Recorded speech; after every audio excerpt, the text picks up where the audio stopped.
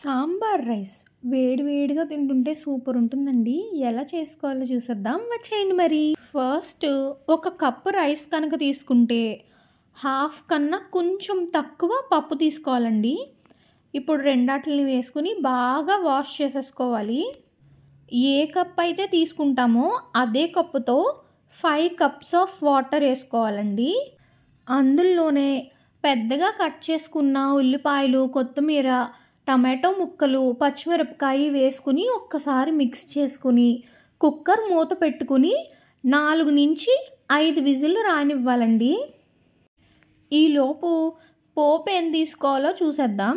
జీలకర్ర, ఆవాలు, ఎండుమిరపకాయలు, వెల్లుల్లిపాయలు, కరివేపాకు, ఒక ఎంటీఆర్ సాంబార్ మసాలా పౌడర్ అండి. అలాగే చింతపండును కూడా నానబెట్టుకుని పక్కన పెట్టుకోవాలి. విజిల్స్ అయిపోయిన తర్వాత ప్రెజర్ అయ్యాక కుక్కర్ మూత ఓపెన్ చేసుకుని మొత్తం స్మాష్ లాగా చేసుకోవాలండి.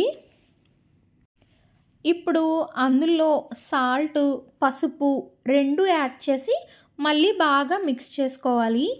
ఆ తర్వాత ఎంటీఆర్ది సాంబార్ పౌడర్ ఉంది కదండి, అది కూడా అందులో యాడ్ చేసుకుని చింతపండుని రసం తీసుకుని యాడ్ చేసుకుని బాగా మిక్స్ చేసుకోవాలండి. ఈ స్టేజ్లోనే మనకి కావాల్సినంత వాటర్ యాడ్ చేసుకోవాలి. నేను మాత్రం 3 గ్లాసెస్ యాడ్ చేశాను. మనం ఎంత పలుచగా తిందాం అనుకుంటే అన్ని వాటర్ యాడ్ చేసుకోవచ్చండి. అంటే మరీ ఎక్కువగా వాటర్ యాడ్ చేసుకున్నా బాగోదు. ఒక 3 గ్లాసెస్ వరకు ఓకే. మళ్ళీ తిరిగి స్టవ్ మీద పెట్టుకుని ఉడకనివ్వాలి. ఇది తొందరగా ఉండలు కట్టేసే అవకాశం ఉంటుందండి. ఎప్పుడూ కూడా మిక్స్ చేసుకుంటూ ఉండాలి రెగ్యులర్గా. ఈలోపు పోపు వేసుకుందాం. ఫస్ట్ ఆవాలు, జీలకర్ర వేసి ఒక వేగు వేగిన తర్వాత వెల్లుల్లిపాయలు, కరివేపాకు వేసుకుని బాగా ఫ్రై చేసుకోవాలి. ఆ తర్వాత ఎండుమిర్చి కూడా వేసుకుని ఫ్రై చేసుకోవాలి. అంతే, ఎంతో సింపుల్గా పోపు రెడీ అయిపోతుంది కదా.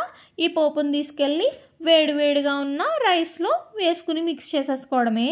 చాలా సింపుల్గా సాంబార్ రైస్ రెడీ అయిపోతుందండి. మీరందరూ కూడా తప్పకుండా ట్రై చేయండి. ఇది తిరుపతిలో మనకు పెట్టే బిస్మిల్లాబాద్కి సిస్టర్ అన్నమాట.